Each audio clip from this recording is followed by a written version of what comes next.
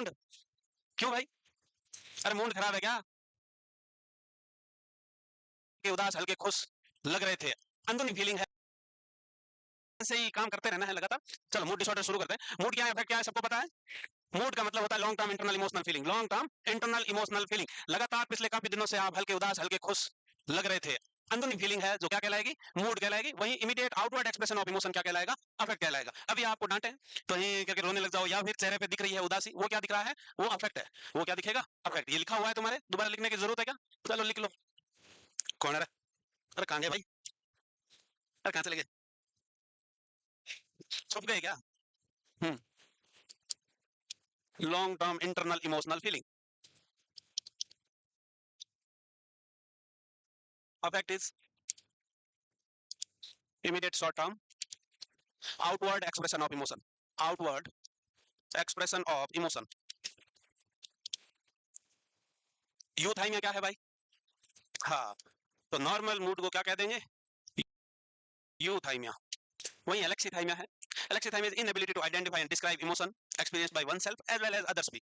तो यहाँ मेनली खुद के इमोशन को समझ नहीं पाएगा, एज वेल एज दूसरों के इमोशन को भी समझ नहीं पाएगा, वो एलेक्सीथाइमिया कहलाएगा। तो चार वर्ड याद रखने हैं। Mood is long term internal emotional feeling, while affect is immediate outward expression of emotions, euthymia is normal range of mood, और जो एलेक्सीथाइमिया है वो इनएबल टू आइडेंटिफाई, पता नहीं चल रहा है कि कैसे है इमोशन। ऐसा होता है कभी कभी कि समझ में नहीं आ रहा है कि खुश है कि दुखी है, उस कंडीशन को क्या कहते हैं, एलेक्सीथाइमिया कहेंगे। तुम्हें तो पता चल रहा है ना तुम खुश हो या दुखी हो। अच्छा अच्छा।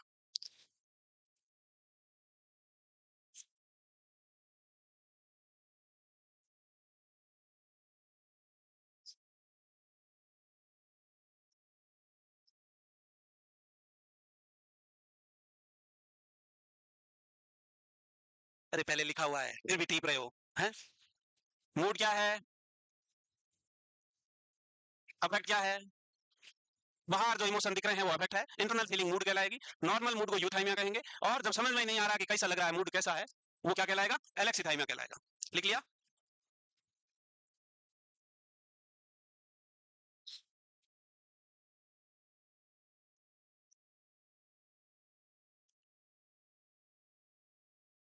जल्दी जल्दी लिखें भाई।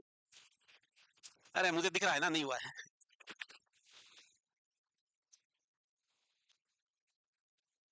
आईसीटी 10 के अकॉर्डिंग कौन सा चैप्टर या कौन से रेंज में पढ़ेंगे हम?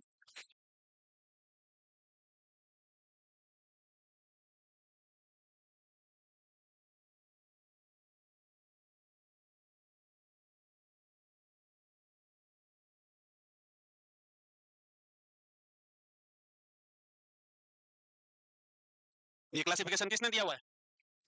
ये चैप्टर एफ वाला क्लासिफिकेशन किसने दिया हुआ है?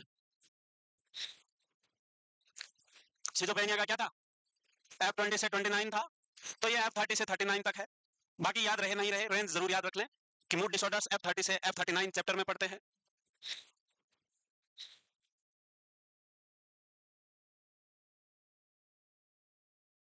ये क्लासिफिकेशन किसने दिया हुआ है? ये चैप्टर एफ वाला क्लासिफिकेशन किसने दिया हुआ है? किसने दिया है? साइकेट्रिक डिसऑर्डर में मेनली दो क्लासिफिकेशन फॉलो होते हैं, एक होता है आईसीडी का और दूसरा होता है डीएसएम का। तो आईसीडी यानी इंटरनेशनल क्लासिफिकेशन ऑफ डिजीजेज है, जो डब्ल्यूएचओ ने दिया है, उसमें सारी डिजीज ABCDEFG इस नाम से चैप्टर में डिस्क्राइब की गई है। साइकेट्रिक डिसऑर्डर को चैप्टर एफ में लिखा गया है, इसलिए सबके आगे एफ लगा हुआ है। वहीं जो DSM-5 का क्लासिफिकेशन है, उसमें एक्सिस है, axis first second third fourth fifth, उसके अनुसार क्लासिफाई है। तो जो मोर कॉमनली फॉलो होने वाला क्लासिफिकेशन है वो डब्ल्यूएचओ वाला है, यानी कि आईसीडी क्लासिफिकेशन है। तो आपको मूड डिसऑर्डर की रेंज याद रखनी है कि कौन से चैप्टर में है, किस चैप्टर से कहां तक है। तो F30 से F39 तक मूड डिसऑर्डर्स पढ़ेंगे।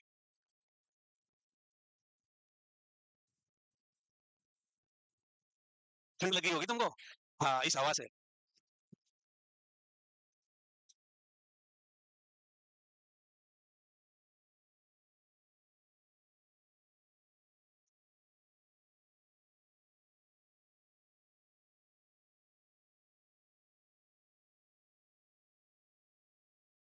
हो गए चैप्टर पूरे? हम्म। अरे हो गए। चलो। अच्छा नहीं हुए? याद ही कर लोगे जैसे ऐसे लिख रहे हो, हैं? लिख तो ऐसे रहे हैं जैसे सारा याद कर लेंगे। कर ही लोगे रे, ऐसे ही बोल रहा मैं तो। अरे बालिका क्या हुआ, कान में कुछ कह रही है उसके, हैं?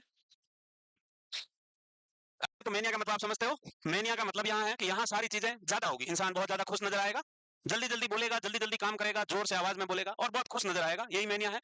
कि फंक्शनल साइकोसिस which is characterized by elevation of mood, mood elevate होगा, इसका मतलब है खुश रहेगा, एलिवेशन ऑफ मूड। साथ में इंक्रीज साइकोमोटर एक्टिविटी, यहाँ पेशेंट की सारी एक्टिविटी बढ़ जाएगी, साथ में फ्लाइट ऑफ आइडियाज होगा और स्पीच का टोन, वॉल्यूम और प्रेशर बढ़ेगा कि बहुत ऊंची आवाज में, तेज तेज आवाज में और फटाफट जल्दी जल्दी बोलेगा, ये सब बढ़ावा देखने को मिलेगा। फ्लाइट ऑफ आइडियाज का मतलब होता है दिमाग में आइडियाज की हवाई जहाज बनी हुई है, यानी कि रैपिड थॉट्स, रैपिड थॉट्स। तो रैपिड थॉट्स जब होगी तो इंसान एक टॉपिक से दूसरे टॉपिक पे जंप करेगा, जल्दी जल्दी, एक चीज फिनिश नहीं होगी उससे पहले अगली चीज पे आ जाएगा। इसके अलावा एक्टिविटी सारी बढ़ी रहेगी और खुश नजर आएगा, कैसा आएगा, खुश, एकदम खुश कि दुनिया बहुत मस्त है, उसके पास कुछ पावर है, वो फेमस है, रिच है, पॉपुलर है, बड़ा आदमी है, कुछ भी सोच सकता है।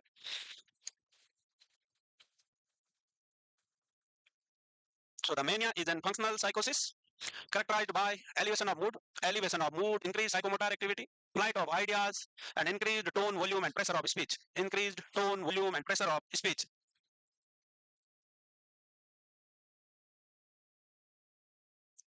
बेटा फ्लाइट ऑफ आइडिया किसका डिसऑर्डर है? अभी तो बताया, हवाई जहाज किसकी बन रही है? आइडिया मतलब क्या होता है? थॉट। तो थॉट का डिसऑर्डर है, इतना क्या सोच लिया? हम्म, ज्यादा ना सोचे, जो दिख रहा है उतना ही सिंपल होता है। साइकोमोटर एक्टिविटी का मतलब क्या है बेटा? तुम बताओगे, तुम। हाँ, आप अभी आए हो, नए तो नहीं हो। हाँ, आप नहीं, आपके पीछे वाले वो सही कह रहे हैं। हाँ, साइकोमोटर एक्टिविटी मींस, नहीं एक्टिविटी तो करता है वो, ठीक है, कौन सी एक्टिविटी? जैसे कि साइकोमोटर एक्टिविटी मींस क्या है? What is the meaning of psychomotor activity? भाई साइकी मतलब क्या है? Mind, mental activity plus physical activity is known as psychomotor activity. इतना क्या सोच रहे हो, नाम में मीनिंग दिख रहा है बेटो। अरे साइकी मतलब माइंड होता है, माइंड मतलब थॉट है, तो मेंटल एक्टिविटी बोल सकते हो। और मोटर मतलब मोटर एक्टिविटी, जल्दी जल्दी चलना, ये सब मोटर एक्टिविटी में आएगा, हर काम को फास्ट करेगा, मोटर एक्टिविटी है। और psycho motor, psycho activity, mental activity बढ़ेगी तो थॉट रैपिड आएंगे, फ्लाइट ऑफ आइडियाज होगा और वो स्पीच में भी दिखेगा। अरे भाई क्या होगा तुम्हारा? दूसरा डिप्रेसिव एपिसोड क्या है? मेनिया का जस्ट उल्टा है, ये भी फंक्शनल साइकोसिस है जिसमें पुअरिटी ऑफ आइडियाज होगा। पुअरिटी ऑफ आइडियाज का मतलब क्या बेटा है? पुअरिटी का मतलब क्या होता है? पुअर कौन है? गरीब, जिसके पास पैसे कम हो। पर यहाँ कम क्या हो रहा है? आइडियाज, थॉट नहीं आएंगे दिमाग में, दिमाग में कोई आइडियाज नहीं आएंगे, थॉट नहीं आएंगे, इसको पुअरिटी ऑफ आइडियाज बोलते हैं। इसके अलावा साइकोमोटर एक्टिविटी डिक्रीज रहेगी। सैडनेस और mood is the hallmark feature है डिप्रेशन का। इसके अलावा सारा tone, volume and pressure low monotonous volume में बोलेगा, धीरे धीरे 5 बार कहोगे तो धीरे से करेगा, है? क्योंकि दिमाग में आइडिया नहीं आ रहे हैं, जब आइडिया नहीं आएंगे तो बोलेगा कहां से? जो आइडियाज माइंड में आते हैं उसी को हम स्पीच और एक्टिविटी के थ्रू एक्सप्रेस करते हैं। जब पेशेंट के दिमाग में आइडिया ही नहीं आएगा तो एक्सप्रेस क्या करेगा? एक्सप्रेस की जगह वो लोकल बन जाएगा।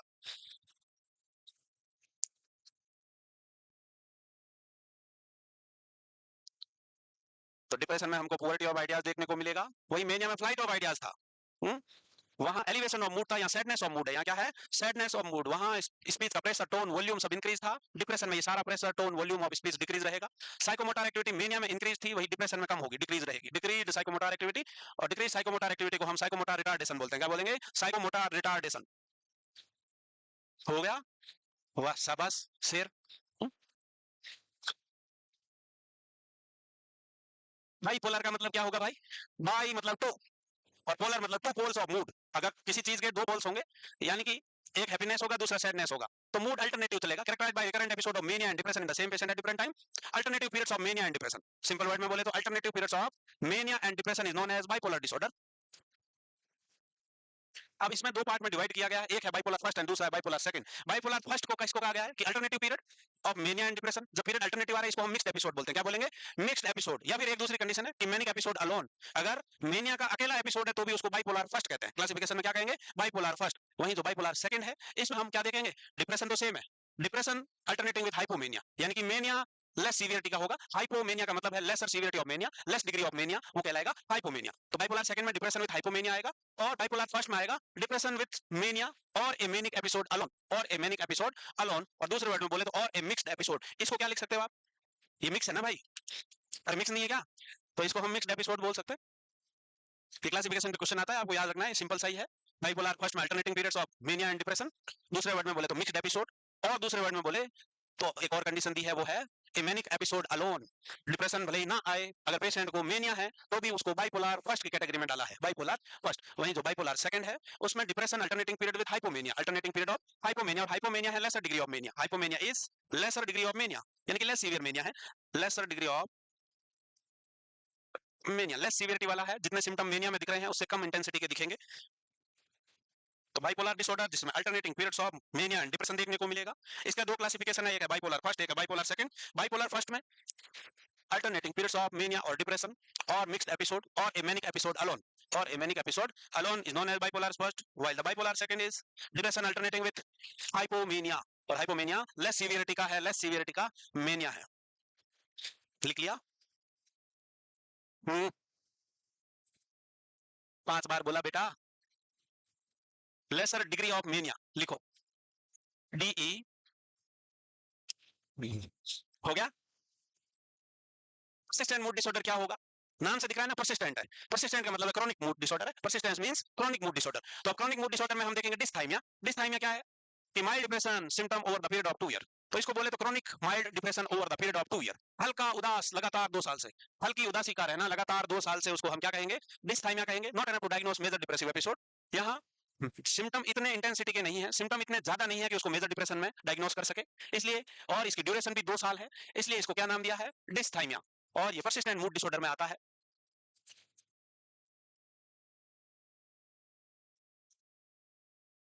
Chronic mild depression over the period of 2 year, लगातार 2 साल से हल्की उदासी का रहना डिसथाइमिया कहलाता है।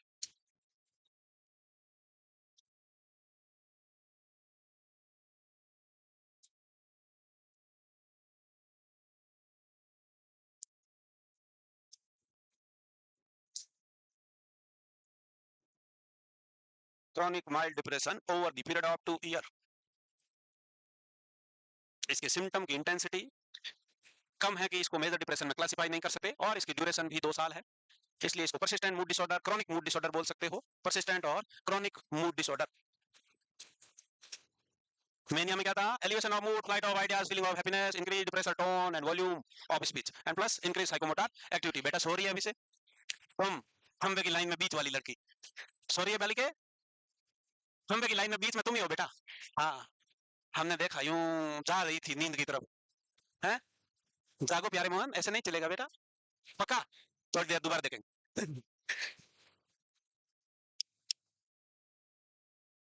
अगला साइक्लोथाइमिया। साइक्लो, साइक्लो यानी साइकिल चलेगी, और साइकिल का मतलब जब साइकिल चलेगी तो एक बार पेडल ऊपर आता है, एक बार पेडल नीचे जाता है, तो यहाँ साइकिल चलेगी, और साइकिल चलेगी मतलब बाइपोलर जैसा। ये तो ये माइल्ड बाइपोलर डिसऑर्डर, ये क्या है? माइल्ड बाइपोलर डिसऑर्डर है। Mild form of bipolar disorder in which manic symptom and depressive symptoms occur, but they are never severe enough to make a diagnosis of mania or hypomania or depression. The symptoms should be last for 2 years. ये भी persistent mood disorder है। तो simple सी चीज याद रखना है कि alternating periods है, बट सिम्टम इतने माइल्ड है, और ड्यूरेशन भी 2 साल है, ड्यूरेशन भी 2 साल है। तो बाइपोलर डिसऑर्डर के माइल्डर फॉर्म को हम साइक्लोथाइमिया कहेंगे। क्या कहेंगे? Cyclothymia, mild form of bipolar disorder in which the symptom intensity are not matching the criteria to diagnose bipolar disorder, so it's classified as cyclothymia, and the duration of symptom is 2 year, duration of symptom is at least 2 year। डिसथाइमिया में क्या था? Mild depression था only. वहीं cyclothymia में mild bipolar disorder है, mild bipolar disorder है, जिससे ये बाइपोलर की कैटेगरी में नहीं आएगा। ड्यूरेशन दोनों की 2 साल है, ड्यूरेशन सिम्टम की दोनों की कितनी है?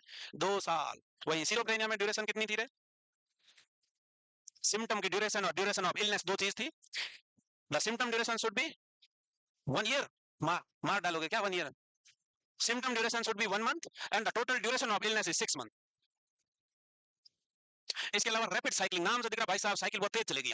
यहाँ साइकिल जब तेज चलेगी तो एपिसोड्स ज्यादा आएंगे। तो एपिसोड्स कितने ज्यादा आएंगे? एक साल में 4 या उससे अधिक, एक साल में 4 या उससे अधिक बाइपोलर डिसऑर्डर के साइकिल्स रिपीट हो, उसको हम रैपिड साइकिलिंग बोलेंगे। कि 4 or more bipolar episode in a calendar year, 4 or more bipolar episode in a calendar year. एक साल में बाइपोलर डिसऑर्डर के 4 या उससे अधिक एपिसोड को रैपिड साइकिलिंग कहेंगे।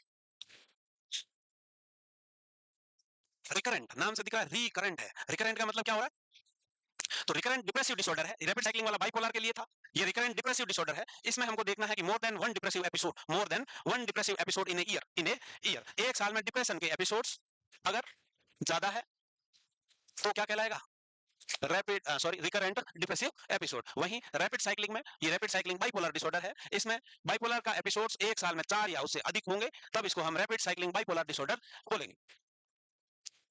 तो 3-4 चीजें यहाँ सारी याद रखनी है। Dysthymia chronic mild depression over the period of 2 year, cyclothymia milder form of bipolar disorder over the period of 2 year, rapid cycling bipolar episode 4 or more in a calendar year, और वहीं recurrent depressive episode की more than one episode in a calendar year, depression का एक से ज्यादा का episode आना एक साल में क्या कहलाएगा? रिकरेंट डिप्रेसिव डिसऑर्डर कहलाएगा। वहीं बाइपोलर फर्स्ट जिसमें डिप्रेशन एंड मेनिया, जिसको हम मिक्स्ड एपिसोड बोल सकते हैं, और अलोन मैनिक एपिसोड क्या कहलाएगा? बाइपोलर फर्स्ट कहलाएगा। वहीं बाइपोलर सेकंड में depression and hypomania, depression and hypomania.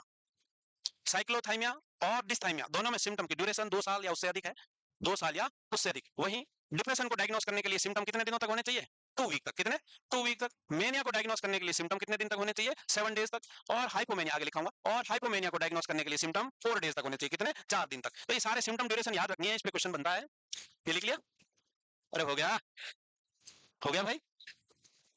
Hello, question है, ध्यान से देखो। क्या लगता है आज लड़के लोग तुम पीछे से हल्ला नहीं करोगे? पूछा क्या है? बाइपोलर फर्स्ट पूछा है। क्या पूछा है भाई? अब बताओ बाइपोलर फर्स्ट में क्या है? क्या लग रहा है? ए बी सी डी है? बी? अच्छा 4 नंबर। कितने नंबर है बेटा? है? मान लिया रे।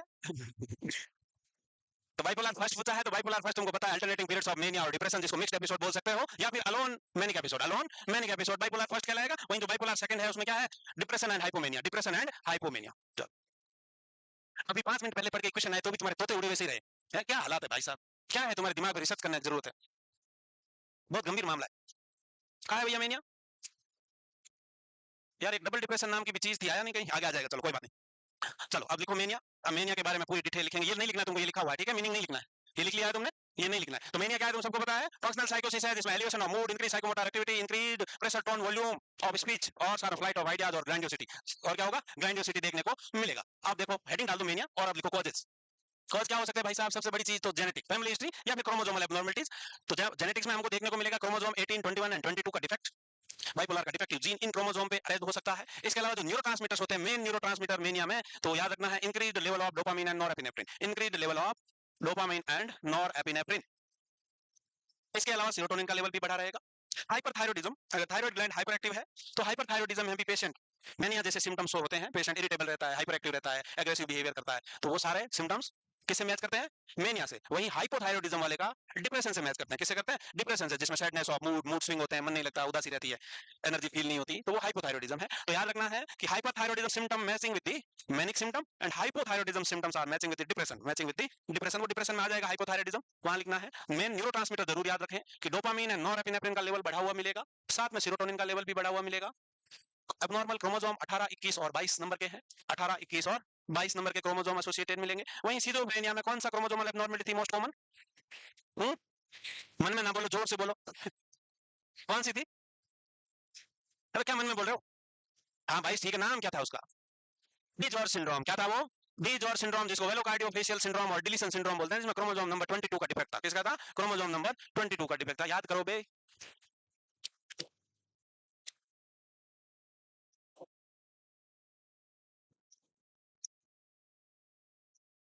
18, 21, 22 के क्रोमोसोम डिफेक्टिव जीन अटैच हो सकता है बाइपोलर का। इसके अलावा न्यूरोट्रांसमीटर्स है, जो डोपामिन और नॉरएपिनेफ्रिन है, साथ में सेरोटोनिन का लेवल भी बढ़ा हुआ है। इसके अलावा हाइपरथायरॉयडिज्म के सिम्टम मेनिया जैसे देखने को मिलते हैं। हाइपरथायरॉयडिज्म में भी पेशेंट इरिटेबल मूड रहता है और एग्रेसिव बिहेवियर, ये सारे सिम्टम्स मेनिया जैसे सिम्टम से मैच करते हैं। हाइपर एक्टिविटी भी शो करता है। लिख पाए? नहीं होता? 3 बार बोलने के बाद भी तीन ही चीज है, 18, 21, 22 के क्रोमोसोम, डोपामिन और नॉरएपिनेफ्रिन और सेरोटोनिन का लेवल बढ़ा हुआ है, और हाइपरथायरॉयडिज्म। इतना क्या लिखा हो गया? अरे अब हुआ। इसके अलावा कौन कौन से वो फैक्टर है जिसके कारण मैनिक एपिसोड ट्रिगर हो सकता है? तो हाई स्टिमुलेटिंग सिचुएशन और environment, for example lots of noise, bright light और लार्ज क्राउड। मेनिया का ट्रिगर कब हो सकता है? कि पेशेंट मैनिक फेज में जा सकता है, डीजे या डिस्को पे नाच रहा है, ऐसे 500 लोगों की भीड़ और भयंकर डीजे और लाइटिंग, भाई साहब वो डीजे वाली धुन में ही चला जाएगा, बाहर निकलेगा तो उसी धुन में ही निकल रहा है, दिमाग हाइपर एक्टिव हो जाएगा और न्यूरोट्रांसमीटर का लेवल डिस्टर्ब हो जाएगा। तो extreme environmental stimuli can trigger the manic episode, can trigger the manic episode, जिसमें भयंकर वाली लाइट हो सकती है, आवाज हो सकती है, बहुत ज्यादा भयंकर भीड़, बहुत ज्यादा भयंकर भीड़। ओपन ग्राउंड में डिस्को लगा दिया, इतनी सारी लाइटें कलरफुल लगा दी, और पूरी 4-5 घंटे से वो उसी में नाच रहा था धुन में, तो भाई साहब दिमाग उसी में एडजस्ट होकर निकलेगा, तो बाहर उस भीड़ से जाएगा तो वो मेन अगली स्टेज में जाएगा। तो ऐसा हो सकता है। इसके अलावा मेजर लाइफ चेंजेस, ये इंडिविजुअल डिफरेंसेस होता है। कोई इंसान ये तलाक, डाइवोर्स, मैरिज, जॉब लॉस, इनके कारण डिप्रेशन में जाता है, और कई लोग मेनिया में जाते हैं। ये इंडिविजुअल कोपिंग मैकेनिज्म का डिफरेंसेस होता है कि हर इंसान स्ट्रेस को किस तरीके से हैंडल करता है, उसकी पर्सनैलिटी क्या है, उसके बॉडी का बिल्ड और उसके क्वालिटी क्या है, हार्मोन्स लेवल्स क्या है, उसके अनुसार है। तो यहाँ टेंशन देने वाले वो सारे इवेंट्स के कारण भी इंसान मेनिया में जा सकता है या डिप्रेशन में जा सकता है। तो अपन मेनिया पढ़ रहे थे, मेनिक एपिसोड भी कर सकते हैं। इसके अलावा स्लीप डिप्राइवेशन, किसी इंसान को सोने ही नहीं दिया जा रहा है, लगातार जगाए रखा है उसको, लगातार जगाए रखा है, तो कंपनसेटरी मैकेनिज्म में ब्रेन बहुत ज्यादा न्यूरोट्रांसमीटर सीक्रेट करके और इंसान मैनिक फेज में जा सकता है। तो sleep deprivation can cause mania. इसके अलावा नशा, रिक्रिएशनल ड्रग और अल्कोहल, नशा करेगा तो दिमाग हाइपर स्टिमुलेट हो सकता है, माइंड हाइपर एक्टिवेट हो सकता है, उसके कारण हो सकता है। इसके अलावा सर्टेन टाइप ऑफ साइकोटोपिक ड्रग है जो सारा नशे वाली चीजें हैं, ये भी लाइक एम्फेटामाइन, कोकीन, मेथाम्फेटामाइन, ये सब क्या है, पावरफुल हेलुसिनेशन वाली ड्रग है। इनको लेने से इंसान की दुनिया अलग सुंदर रंगीन सी हो जाती है, सारी चीजें अच्छी लगती है और इंसान बहुत खुश रहता है, बहुत ज्यादा खुश खुश नजर आएगा, क्योंकि दुख रहा सारा भूल जाएगा, क्योंकि रियलिटी के साथ कॉन्टेक्ट खत्म हो जाएगा। एक्चुअल में वो क्या था, ये दवाई लेने के बाद वो राजा बन सकता है, वो विश्व सुंदरा बन सकता है, रिचेस्ट पर्सन बन सकता है। तो ये वो दवाई है जो रियलिटी से कॉन्टेक्ट हटा देगी। तो amphetamine, cocaine and methamphetamine can induce manic episode. Environmental trigger like crowd, loud noise, bright light, इनके कारण भी हो सकता है। Certain stressful factor like divorce, marriage, job loss, इसके कारण भी कोई शादी करके बहुत ज्यादा ही खुश हो लिया, कोई डाइवोर्स के बाद खुशी वाले माहौल में चला गया है, और किसी का जॉब लॉस हुआ है तो वहां उल्टा हो रहा है। तो मामला अलग अलग है, इंडिविजुअल कोपिंग मैकेनिज्म है, क्योंकि हर इंसान टेंशन वाली सिचुएशन को अलग अलग तरीके से हैंडल करता है। कोई टेंशन कितनी भी हो उदास नहीं होता, किसी के थोड़ी सी टेंशन हो जाए रोने लगती है या लगता है ना। अलग अलग कोपिंग मैकेनिज्म होते हैं, इंडिविजुअल की पर्सनैलिटी अलग अलग होती है। तो इंडिविजुअल पर्सनैलिटी के डिफरेंसेस के कारण हर इंसान टेंशन वाली सिचुएशन को अलग अलग तरीके से रिएक्ट करता है। तुम लोग कैसे रिएक्ट करते हो? रोके, लड़कियां मोस्ट ऑफ रोके ही करती है, हाँ लड़के मालिक से शांत हो जाते हैं, और लड़कियां मोस्ट ऑफ रोके अश्रु धाराएं बहा के। लड़कों के क्या ईगो ईगो आड़े आ जाता है कि लड़का हूं, रो थोड़ी सकता हूँ, है ना। तो कि वो दारू पी के रोएगा, ऐसे नहीं रो पाएगा, है ना। और लड़कियां बिना पिए भी रो सकती है। हो गया लिखे, लिखो भाई लिखो। तो हाई स्टिमुलेटिंग एनवायरनमेंट, बहुत ज्यादा भीड़, बहुत ज्यादा आवाज या बहुत ज्यादा लाइटिंग मैनिक एपिसोड को ट्रिगर कर सकती है। इसके अलावा certain type of situation, divorce, marriage, job loss, उसके कारण भी हो सकता है। स्लीप डिप्राइवेशन, नींद की कमी, और इसके अलावा सब्सटेंस अब्यूज, अल्कोहल हो सकता है, कोकीन हो सकता है, एम्फेटामाइन हो सकता है, और मेथाम्फेटामाइन हो सकता है। मेथाम्फेटामाइन इज एमडी, क्या है एमडी? आजकल इधर बहुत एमडी चल रही है, क्यों लड़कों? किस किसने खाई है एमडी? खाई है, ठीक है, मत खाना, खराब है बेटा, पागल हो जाएगा, पागल पगला हो जाएगा, नहीं खाना भाई। इसके अलावा family history, side effect of medications, ये तुमने लिख लिया, ये पॉइंट दोबारा आ गया, इसको छोड़ो। इसके अलावा life situations like trauma, abuse, problem with housing, money और लोनलीनेस, ये सारे स्ट्रेसफुल फैक्टर है। कोई सब फैक्टर या तो मेनिया ट्रिगर कर सकता है या डिप्रेशन कर सकता है। इंडिविजुअल पर्सनैलिटी का डिफरेंस है, हर इंसान अलग तरीके से टेंशन को हैंडल करता है। ये वही है, पैसे का नुकसान, घर का नुकसान, अकेलापन, पैसे की दिक्कत, या कोई इमोशनल ट्रॉमा और स्ट्रेस, टोना बाबू भाग गई या भाग गया, कुछ भी हो सकता है। और सर्टेन काइंड ऑफ ड्रग्स, और in response to anti depression drug, patient को था डिप्रेशन और पेशेंट ले रहा है एंटी डिप्रेशन ड्रग, पहले उदास था, अब डिप्रेशन वाली गोलियां ली तो मेनिया में आ गया। किसमें आ गया? मेनिया में आ गया। तो anti depression drug can trigger manic episode, can trigger manic episode, क्योंकि एंटी डिप्रेसेंट का काम है डिप्रेशन को दूर करना है, यानी कि उदास इंसान को खुश करना है। तो ये इंसान ज्यादा ही खुश हो जाएगा और मेनिया में चला जाएगा। तब इसको हम मूड स्टेबलाइजर देने पड़ेंगे, साथ में क्या देने पड़ता है, मूड को स्टेबलाइज करने वाली ड्रग्स देनी है। इसलिए बाइपोलर डिसऑर्डर में कभी भी अकेली एंटी डिप्रेसेंट नहीं दी जाती है, साथ में मूड स्टेबलाइजर दी जाती है, नहीं तो डिप्रेशन वाला एपिसोड मेनिया में कन्वर्ट हो जाएगा।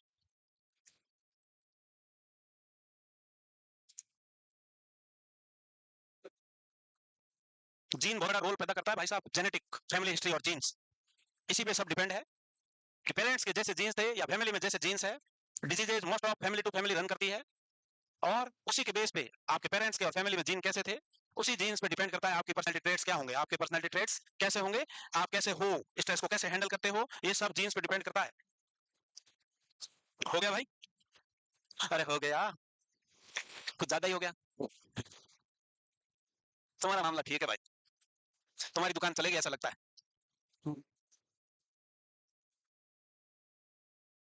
कुछ हो ना हो, रोगे तो नहीं है, मामला सेट हो जाएगा। हो गया भाई बालिके? बेटा जल्दी लिखो, लोग मुंह से लिखने लग जाते हैं तुम्हारे चक्कर में, जल्दी लिखो इसलिए।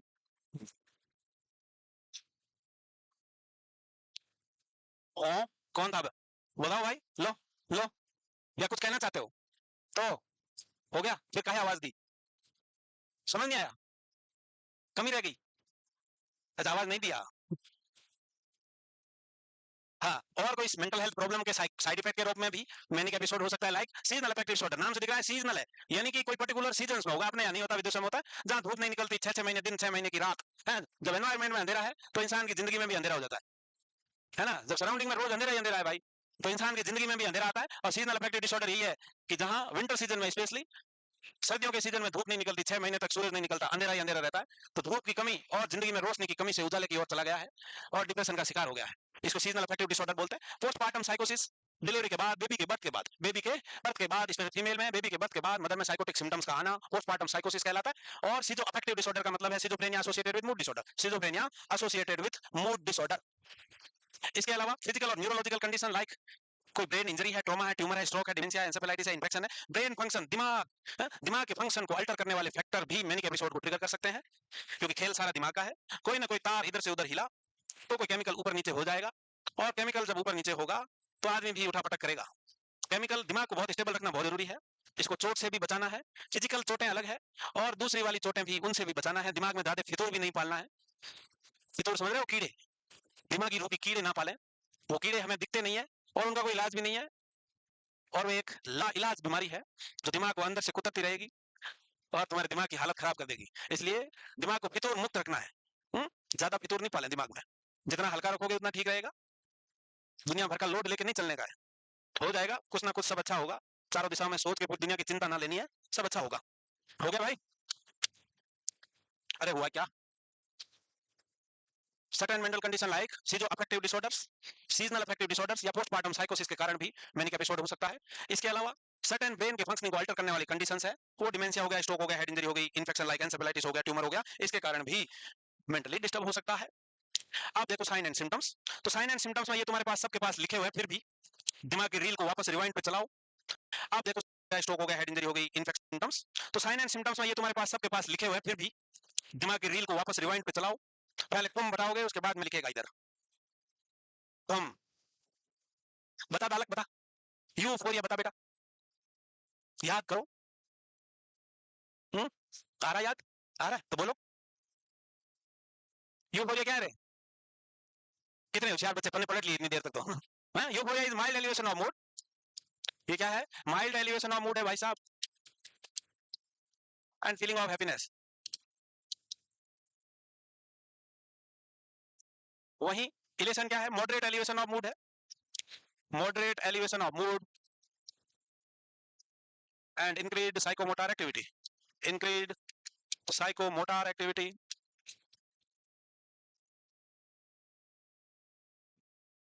severe elevation of mood,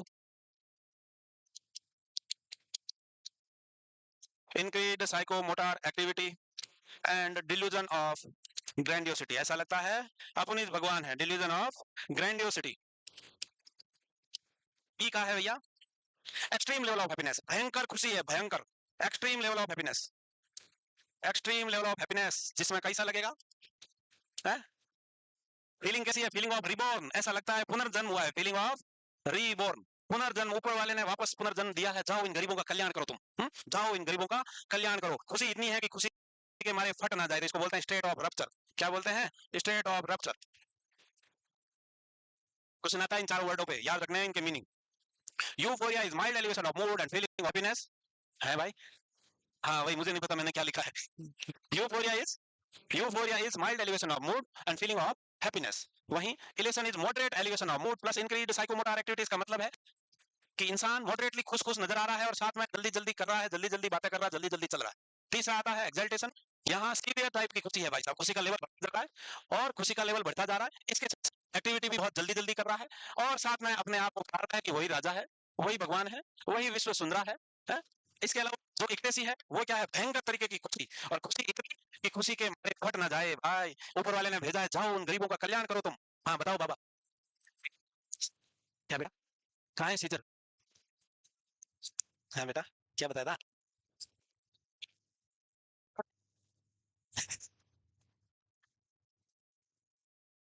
ढूंढो तो सही, कहाँ पूछ रहे हो? जो आपत्ति है सीजर कहाँ है? सीजनल। हाँ तो भाई साहब, reaction to seasonal affective disorder क्या होगा? As a complication of certain mental health condition like seasonal affective disorder. यानी कि पेशेंट को पहले क्या था? सीजनल अफेक्टिव डिसऑर्डर, यानी पेशेंट को डिप्रेशन के सिम्टम थे। अब वो सिम्टम चले गए और अब साइकिल किसका आ गया? अब सिम्टम आगे मेनिया के। वैसे ही डिप्रेशन है, पेशेंट को ट्रीटमेंट दिया, दवाइयां दी, अब डिप्रेशन तो ठीक हो गया, मूड खुश हो गया, तो अब हो गया मेनिया। तो सर्टेन मेंटल डिसऑर्डर जब वो ठीक होता है, डिप्रेशन वाली कंडीशन है, जब वो ठीक होगा तो किस में बदलेगा? मेनिया में बदलेगा। ज्यादा खुश हो जाएगा तो किस में बदल जाएगा? मेनिया में बदल जाएगा। तो एक तरह से एक्सट्रीम लेवल ऑफ हैप्पीनेस है जिसमें इंसान को ऐसा लगता है कि उसका पुनर्जन्म हुआ है और गरीबों का कल्याण करेंगे। क्या करेंगे? गरीबों का कल्याण करना है और खुशी इतनी ज्यादा है कि खुशी के मारे फट ना जाए भाई। हो गया? याद है 4 चीज? अच्छा यूं देखें जरा। इसके अलावा हमको साइन एंड सिम्टम देखने को मिलेंगे भाई साहब। कॉन्शियसनेस में क्या चेंजेस देखने को मिलेगा? हाइपर अलर्टनेस है। हाइपर अलर्टनेस का मतलब क्या है? एनी टाइम अलर्ट है भाई, क्योंकि बहुत ज्यादा काम करने हैं, दिमाग में आइडियाज की हवाई जहाज बनी हुई है। तो ना सोना है, ना खाना है, ना पीना है, सिर्फ गरीबों का कल्याण करना है। इतने विचार आ रहे हैं, इसलिए वो जल्दी जल्दी एक्टिविटियां करेगा, जल्दी जल्दी बोलेगा। तो अलर्ट रहेगा तभी बोलेगा। तो हाइपर अराउजल स्टेट और हाइपर अलर्टनेस स्टेट कहलाएगा। हाइपर अराउजल और हाइपर अलर्ट कहलाएगा। एक्टिविटी इंक्रीज देखने को मिलेगी। इसके अलावा थॉट में flight of ideas, delusion of grandiosity देखने को मिलेगा। परसेप्शन में स्पेशली ऑडिटरी हेलुसिनेशन हो सकता है और विजुअल भी होगा। विजुअल हेलुसिनेशन भी हो सकता है, बट ये लेस कॉमन है। इसके अलावा जजमेंट कैसा रहेगा? जजमेंट बहुत पुअर रहेगा। इनसाइट, इनसाइट सीवियर केसेस में एब्सेंट रहती है, अदरवाइज हाइपोमेनिया और माइल्ड फॉर्म ऑफ मेनिया में इनसाइट प्रेजेंट रहती है। सेक्सुअल बिहेवियर इंक्रीज रहेगा, हाइपर सेक्सुअलिटी देखने को मिलेगी। इसके अलावा स्लिप का डिसऑर्डर क्या होगा कि डिक्रीज्ड नीड फॉर स्लीप है। Slip pattern is normal. Slip में कोई डिसऑर्डर नहीं है, बीमारी नहीं है। पेशेंट को नींद लेने की जरूरत महसूस नहीं होती। क्यों? क्योंकि उसको लोगों का कल्याण करना है, सोने में टाइम वेस्ट होता है, तो सो के टाइम वेस्ट नहीं करना चाहता, इसलिए नींद की जरूरत महसूस नहीं होती। क्योंकि जब दिमाग जगा रहता है, मेनिया वाले में थॉट्स आएंगे, और जब थॉट आएंगे तो इंसान सो नहीं सकता। तो जब सो नहीं सकता, थॉट्स आ रहे हैं, तो नींद की जरूरत महसूस नहीं होगी। एमडी खाने वालों को भी नींद नहीं आया करती है। बताओ कोई पर्सनल एक्सपीरियंस बताओ भाई। एमडी खाने वालों को भी नींद नहीं आती, भूख नहीं लगती, बस वो मुंह बंद करके बैठे रहते हैं। हाँ? क्योंकि दिमाग बहुत अलर्ट रहता है, और जब दिमाग ज्यादा चलता है, एकदम अलर्ट है, तो भूख नहीं लगेगी, नींद नहीं आएगी। इसके अलावा डिस्ट्रैक्टिबिलिटी बहुत ज्यादा रहेगी। डिस्ट्रैक्टिबिलिटी का मतलब है किसी एक चीज पे फोकस नहीं कर पाएगा। क्यों नहीं कर पाएगा? क्योंकि दिमाग में आइडियाज बहुत जल्दी जल्दी आ रहे हैं। एक चीज पे फोकस करने लगा, तब तक तो दूसरा आइडिया आ गया। आइडियाज की हवाई जहाज बनी हुई है। आइडियाज की क्या बनी हुई है? हवाई जहाज। तो भाई साहब तुरंत भागेगा दूसरे आइडियाज पे। तो डिस्ट्रैक्टिबिलिटी है, not able to focus, not able to focus, और इजिली डिस्ट्रैक्टेबल बिहेवियर शो करेगा।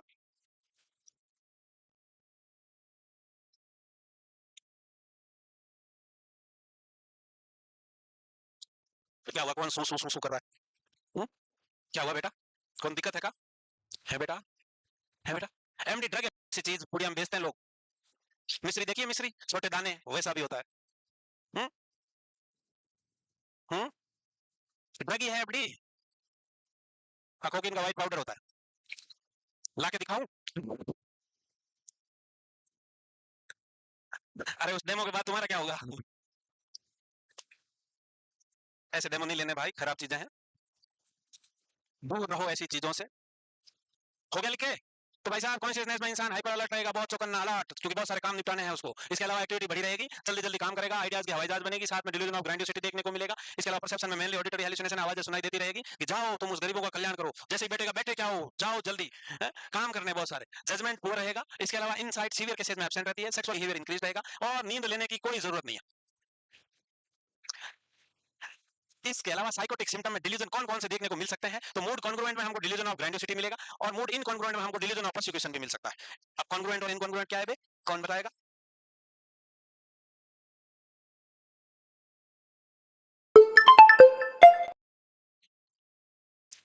मूड कॉन्ग्रुएंसी का मतलब होता है कि पेशेंट का करंट मूड कैसा है। अगर वो उसके अकॉर्डिंग हो रहा है तो मूड कॉन्ग्रुएंट है, और वो उसके अकॉर्डिंग नहीं है तो इनकॉन्ग्रुएंट है। तो वहीं यहाँ मेनिया पढ़ रहे हैं अपन, तो मेनिया वाला पेशेंट खुश रहता है और उसको लगता है वो राजा है, वो भगवान है, इसलिए खुश लगेगा। तो खुश रहने के लिए ग्रैंडियोसिटी उसके मूड से मैच हो रहा है। मूड इनकॉन्ग्रुएंट इसलिए है कि भाई साहब ये सेकेंडरी टू उससे डेवलप हो रहा है, ये सेकेंडरी डिल्यूजन बोल सकते हैं इसको। तो ये मूड इनकॉन्ग्रुएंट है, directly not related to manic mood. ये डायरेक्टली मेनिया के मूड से रिलेटेड नहीं है। यहाँ इंसान को ऐसा लगेगा लोग उसको नुकसान पहुंचाना चाहते हैं, हार्म पहुंचाना चाहते हैं। क्योंकि पेशेंट को यहाँ ऐसा लगेगा पहले तो कि वो फेमस है, रिच है, पैसे वाला है, इसलिए लोग उससे जलते हैं और आप उसको मारना चाहते हैं, नुकसान पहुंचाना चाहते हैं। तो डिल्यूजन ऑफ परसिक्यूशन कि someone is planning to kill or harm, someone is planning to kill or harm is known as delusion of persecution. वहीं ग्रैंडियोसिटी राजा है, भगवान है, विश्व सुंदरा, विश्व सुंदरी, पैसा वाला है, फेमस है, सेलिब्रिटी है। इसके अलावा हेल्यूसिनेशंस में हमको देखने को मिलेगा auditory and visual. The presence of psychotic symptoms, the diagnosis made with manic episode with psychotic symptom. अगर पेशेंट को मेनिया है और साथ में साइकोटिक सिम्टम्स है, तो जो डायग्नोसिस लिखा जाएगा, साइकियाट्रिस्ट उसका डायग्नोसिस क्या बनाएगा? क्या बनाएगा बे? Manic episode with psychotic feature. तुमको बता रखा है कि साइकोटिक सिम्टम वर्ड आते ही आपको दो ही सिम्टम याद रखने हैं, वो है डेल्यूजन और हेल्यूसिनेशन। डेल्यूजन एंड हेल्यूसिनेशन, इन्हीं को साइकोटिक सिम्टम कहा जाता है। डेल्यूजन क्या है भाई? बालिका, तुम, हाँ, तुम मुझे बताओगी कि एक पेशेंट ये पेन देख के बोल रहा है, वो ऐसे पेन हिल रहा है, उसको बोल रहा है, ओ तुम नहीं उधर पीछे, तुम सही बैठो। हाँ, पेन है, इसको देख के बता रहा है ये तलवार है, या पेन यूं गिर रहा था, रोड पे लुढ़क रहा था, उसको बोला ओ सांप सांप सांप, क्या है? इल्यूजन है, हेल्यूसिनेशन है? इल्यूजन है पक्का?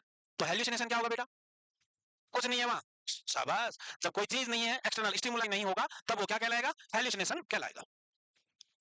ऑडिटरी का हेलुसिनेशन का मतलब है कोई आवाज नहीं दे रहा फिर भी आवाज का सुनाई देना, ऑडिटरी हेलुसिनेशन कहलाएगा। वहीं विजुअल में कोई चीज नहीं है फिर भी दिखाई देना, बालिका कुछ दिखाई दे रहा है, जो चीज नहीं है वो भी दिखाई दे रही तुमको। क्या समझा रही है, क्या समझा रही बेटा? हाँ, कोई बात नहीं, कोई बात नहीं। तो मूड कॉन्ग्रुएंट का मतलब है अकॉर्डिंग टू करंट मूड, अभी जैसा मूड है वैसा डिल्यूजन। और मूड इनकॉन्ग्रुएंट का मतलब है कि अभी के मूड से मैच नहीं होने वाला डिल्यूजन, अभी के मूड से मैच नहीं होने वाला डिल्यूजन क्या कहलाएगा? मूड इनकॉन्ग्रुएंट डिल्यूजन कहलाएगा। लिख लिया?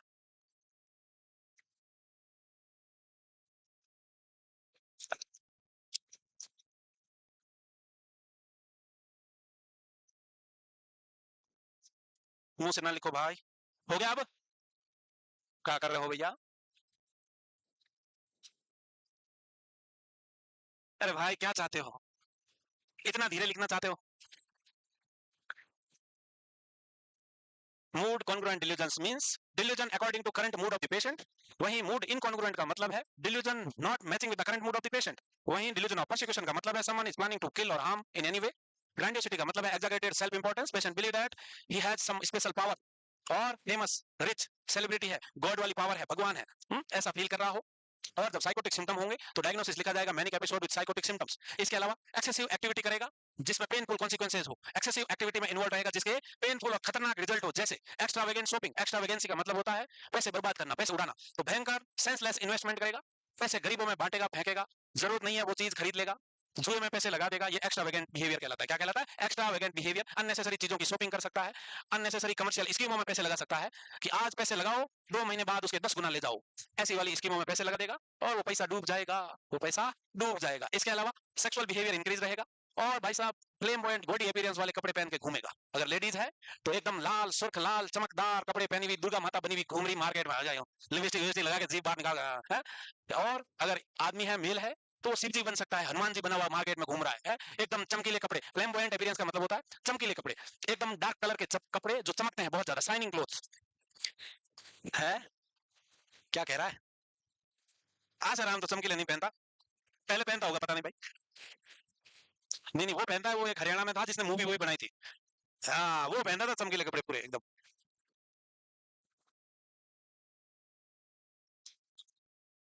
फ्लेम्बॉयंट और गॉडी अपीयरेंस, इसका मतलब चमकीले कपड़े पहन के भगवान का रूप लिया हुआ घूम रहा है। गॉडी अपीयरेंस का मतलब है भगवान का रूप उठा के दुर्गा मां बन गया, शिव जी बना घूम रहा है, हनुमान जी बना घूम रहा है। फ्लेम्बॉयंट का मतलब होता है शाइनिंग क्लोथ्स। क्या है? Shining clothes. और गॉडी अपीयरेंस पता है कि गॉड की अपीयरेंस, भगवान का अवतार बना हुआ घूमेगा। तो ऐसी एक्टिविटी रिस्क टेकिंग बिहेवियर बढ़ जाता है और अननेसेसरी चीजों में पैसे उड़ाएगा, शॉपिंग करेगा, जो चीज की जरूरत नहीं है वो खरीद सकता है, कमर्शियल स्कीमों में लगा सकता है, अबनॉर्मल सेक्सुअल बिहेवियर रहेगा और चमकीले भड़कीले कपड़े पहना हुआ भगवान का रूप धारण करके घूमता रहेगा या घूमती रहेगी। हो गया? शाबाश। कैसे डायग्नोस करेगा रे? कैसे करेगा? तो कैसे करेगा? कुछ नहीं करेगा, सिम्टम्स देखेंगे। और सिम्टम्स एटलीस्ट कितने दिन तक होने चाहिए मेनिया के? अभी मैंने बोला था कितने दिन तक? 2 नहीं बेटा, 7 डेज, 1 वीक। डिप्रेशन के 2 वीक, मेनिया के 7 डेज, हाइपोमेनिया के 4 डेज, सिजोफ्रेनिया के सिम्टम 1 मंथ। ऐसे याद रखना पड़ेगा। तो भाई साहब ये सिम्टम होने चाहिए कि एलिवेटेड मूड। एलिवेटेड मूड का मतलब है अनड्यू हैप्पीनेस और इरिटेबल मूड, बिना किसी कारण, बिना किसी कारण, बिना किसी रीजन खुश है बहुत, इसका मतलब मामला गड़बड़ है। इसका मतलब मामला गड़बड़ है। बहुत ज्यादा सेल्फ स्टीम बढ़ी हुई है, ग्रैंडियोसिटी है, बस देखने में कुछ नहीं है उसके बावजूद खुश नजर आ रहा है और हंस हंस के बातें करता हुआ जा रहा है, सब ठीक हो जाएगा, मैं सब ठीक कर दूंगा। हम्म, मैं सब ठीक कर दूंगा, ऐसा ग्रैंडियोसिटी आना। इसके अलावा डिक्रीज्ड नीड कॉट स्लिप, सोने की जरूरत महसूस नहीं होना, सिर्फ 2 घंटे सो के ही नींद का पूरा हो जाना। 2 घंटे सोया मतलब सफिशिएंट है नींद अब, और सोने की जरूरत नहीं है, टाइम वेस्ट होगा। Over talkativeness and clawing association, भयंकर बातें करता हुआ जाएगा, हंसता हुआ बातें करेगा और बातों में भी क्लैंग एसोसिएशन होगा। क्लैंग एसोसिएशन, कौन वो आदमी है जिसको क्लैंग एसोसिएशन नहीं पता है? चुप, बीच में ना बोल भाई। इसको पता है, इसकी शक्ल से ऐसा लग रहा है इसको पता है। कौन है वो बालक? तुमको तो पता है। हाँ हाँ बेटा बताओ, क्लैंग एसोसिएशन क्या है? Very good. क्या है बेटा क्लैंग एसोसिएशन? Very good. क्या है बेटा? कि similar rhyming words, similar tone word, similar pronunciation word, cat chat pat pat hat है, फिंगर जिंगर बिंगर रिंगर है, सेल मेल हेल मेल है, टेल, ये सारे वर्ड्स क्या है जिसमें एक जैसा टोन आए, बोलने में एक जैसा टोन आए, वो सारे वर्ड को हम क्या बोलते हैं? क्लैंग एसोसिएशन बोलते हैं। फ्लाइट ऑफ आइडियाज का मतलब है rapid thoughts in the mind. गजल की राग मिलाते हो बे? हम्म? अच्छा, ताल से ताल मिला रहे हो, सुर से सुर मिला रहे हो? क्या मिला रहे हो? ताल तो नहीं मिल रही, सुर मिल रहे हैं।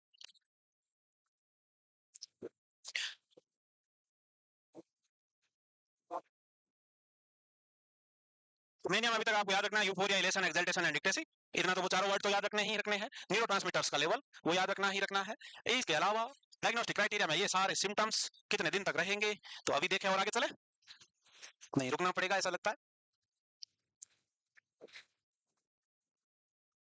कुछ नहीं है भाई, बिना कारण खुश रहेगा, खुद को बहुत इंपॉर्टेंस देगा, खुद को बड़ा मान सकता है, पैसे वाला मान सकता है, रिच मान सकता है, सबसे सुंदर धरती पे, पूरी धरती पे उससे सुंदर कोई नहीं।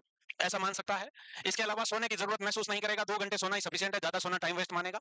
इसके अलावा बहुत ज्यादा बातें करेगा और क्लैंग एसोसिएशन करेगा, और क्लैंग एसोसिएशन का मतलब है सिमिलर राइमिंग वर्ड्स और आइडियाज की हवाई जहाज यानी फ्लाइट ऑफ आइडियाज होगा। अब हो गया ये। इसके अलावा डिस्ट्रक्टिबिलिटी रहेगी, किसी एक चीज पे फोकस नहीं कर पाएगा, किसी एक चीज पे फोकस नहीं कर पाएगा। इसके अलावा गोल डायरेक्टेड एक्टिविटी ज्यादा करता हुआ दिखेगा, कि ओवर एक्टिविटी है, हाइपर सेक्सुअलिटी है, ओवर फैमिलिटी है, और साइकोमोटर एजिटेटेड देखने को मिलेगा। तो आपको वो काम करता हुआ दिखेगा, बट काम पूरा नहीं होगा। काम करता हुआ दिखेगा, गार्डन में घूम रहा है, कभी इस पौधे का गड्ढा खोदा आधा सा, एक यूं एक पावड़ा इधर किया, फिर गया अगले पे, अगले पे कुछ किया, फिर दूसरे पे, फिर बाहर आ गया, बाहर आके कुछ खोद रहा, कभी कुछ कर रहा है, पर काम पूरा कुछ नहीं करेगा, देखने से ऐसा लग रहा है कुछ काम कर रहा है। तो गोल डायरेक्टेड एक्टिविटी बढ़ जाएगी। इसके साथ साथ हाइपर सेक्सुअलिटी, ओवर फेमिलियरिटी, क्योंकि बहुत ज्यादा बातों नहीं होता है, सबसे ज्यादा फेमिलियर हो जाएगा, सभी से घुल मिल जाएगा, बहुत ज्यादा बातें करेगा। इसके अलावा एक्सेसिव इन्वॉल्वमेंट रहेगा हाई रिस्क वाले बिहेवियर में। और हाई रिस्क बिहेवियर कौन से हैं, कि वही पैसे उड़ाना, सेक्सुअल एब्नॉर्मल सेक्सुअल बिहेवियर और हाइपर सेक्सुअलिटी, या पुलिस बिजनेस इन्वेस्टमेंट, ऐसे ऐसे बिजनेसों में पैसे लगा देगा। और ये सारे सिम्टम्स या 5 और मोर सिम्टम्स बोलो, इनमें से कितने, 5, एटलीस्ट 5 या उससे अधिक सिम्टम्स 7 दिन तक होने चाहिए। और ये सारे सिम्टम के साथ साथ उसकी सोशल लाइफ, ऑक्यूपेशनल लाइफ में डिस्टर्बेंस होना जरूरी है, डिस्टर्बेंस होना जरूरी है। तो याद रखना ये ड्यूरेशन, कि ये सारे सिम्टम्स 5 या उससे अधिक सिम्टम्स 7 दिन तक होने चाहिए, और वो सिम्टम्स के कारण इंसान की सोशल लाइफ, ऑक्यूपेशनल लाइफ में डिस्टर्बेंस आ रहा है, सोशल लाइफ, ऑक्यूपेशनल लाइफ में डिस्टर्बेंस आ रहा हो।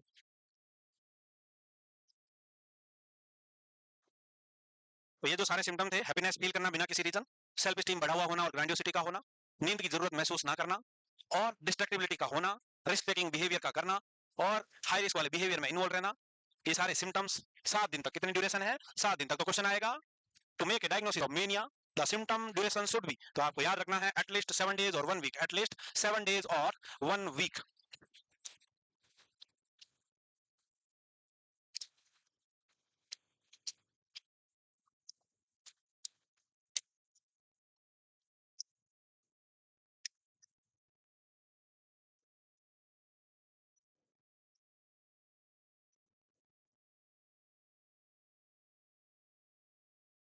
हो गया, लिख लिया, क्यों नहीं हुआ। डोपामिन के पाथवेज क्या तेरे, 4 पाथवेज थे। ईपीएस किसकी वजह से बेटा, बालिका बताओ, ईपीएस कौन से डोपामिन पाथवेज के डिस्टर्बेंस के कारण है, ईपीएस क्या होता है, ईपीएस सुना है, हाँ, एक्स्ट्रा पिरामिडल सिम्टम्स, डोपामिन के कौन से पाथवेज में डिस्टर्बेंस के कारण है, अरे बोलो, अरे बावड़ो, निकोटिनाइड पाथवे के कारण ईपीएस होता है, ट्यूबरोइनफंडिबुलर पाथवे में डिस्टर्बेंस होगा तो क्या बच्चे, बोलो अब तो बोलो, चारों ओर से आवाज आ रही है। हाइपर प्रोलेक्टिनीमिया होगा, पढ़ो ना रे, क्या करते हो तुम लोग, हाइपर प्रोलेक्टिनीमिया, और हाइपर प्रोलेक्टिनीमिया के सिम्टम क्या होते हैं, हाँ, इनफर्टिलिटी, डिक्रीज सेक्सुअल डिजायर और decrease libido, menstruation disturbance, infertility, ये सारे सिम्टम देखने को मिलेगा। पॉजिटिव सिम्टम्स किसके कारण है, अरे वो तो ठीक है, कौन सा पाथवे है, मीजोलिम्बिक के कारण पॉजिटिव सिम्टम्स है, मीजोकॉर्टिकल के कारण नेगेटिव सिम्टम्स है। पॉजिटिव सिम्टम्स को ट्रीट करने के लिए कौन सी टाइप की एंटीसाइकोटिक ड्रग देंगे, कौन सी देंगे बेटा, टिपिकल। पॉजिटिव सिम्टम को ट्रीट करने के लिए फर्स्ट जनरेशन एंटीसाइकोटिक देंगे।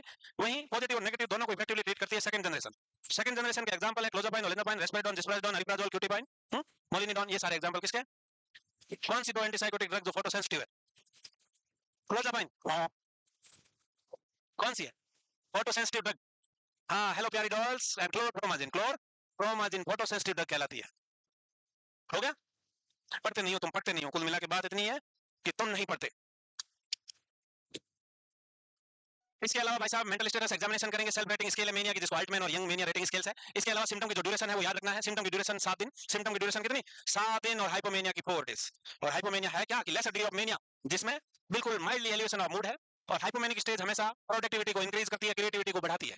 कि जो इंसान हाइपोमेनिक फेज में या यूफोरिक फेज है, सिंपल यूफोरिया समझ लो, हाइपोमेनिया में यूफोरिया होता है, जो स्टेज पे गाना गाता है, लाइव कंसर्ट देखे सिंगर के कभी, है देखे हैं, कि वो कितना बंदर की तरह उछलता कूदता है और कितनी जोर से गाता है और उछल कूद करता है, साथ में डांस करता है, गिटार बजाता है, तो कितनी एनर्जी लेवल है। तो एनर्जी लेवल जो बढ़ी हुई एनर्जी लेवल है वो हाइपोमेनिक फेज है। वो क्या फेज है? Hypomanic phase. तो हाइपोमेनिक फेज हमेशा प्रोडक्टिविटी बढ़ाती है, क्रिएटिविटी बढ़ाती है। तो हाइपोमेनिक फेज इंक्रीजेस क्रिएटिविटी और प्रोडक्टिविटी, ये भी याद रखना है साथ। तो मेनिया के सिम्टम को असेस करने की दो स्केल है, एक अल्टमैन है और ये एक यंग है।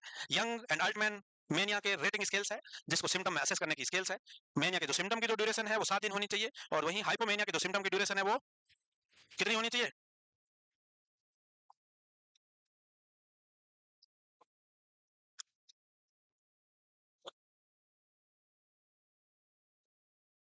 हो गया ना?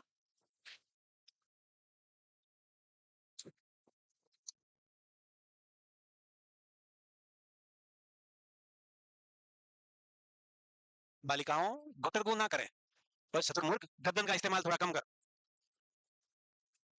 गर्दन कभी ऊपर कभी नीचे कभी दाएं कभी बाएं, बहुत चला रहा गर्दन। हम्म? हो गया? क्या हुआ? कुछ नहीं हुआ, आवाज मत दो। प्रेवलेंस रेट की बात करें तो बाइपोलर जो फर्स्ट है वो 18 ईयर पे ऑनसेट होता है, वहीं जो बाइपोलर सेकंड है वो आइडियली 20 ईयर के आसपास ऑनसेट होता है। लाइफ टाइम प्रेवलेंस की बात करें तो 1% है। मेल टू फीमेल रेशियो है, तो मेल टू फीमेल जो रेशियो है वो 1.1:1 है। मेल में स्लाइटली हायर देन फीमेल है, मेल में स्लाइटली हायर देन फीमेल है। तो याद रखना है आइडियली एज ऑफ ऑनसेट, जो बाइपोलर फर्स्ट है वो 18 साल है, सेकंड 20 साल है। प्रेवलेंस रेट 1% है। मेल टू फीमेल रेशियो है जो 1.1 से लेके 1% है। सिजोफ्रेनिया की एज ग्रुप क्या थी बेटा आइडियल मेल में? हम्म? हाँ वाह बेटा राहुल, छा गया तू आज। 15 से 25 in male and 25 to 35 in female. देख रहे हो तुम लड़के लोग राहुल के आगे बैठने का असर? राहुल के फैन सारे तालियां बजाते हुए।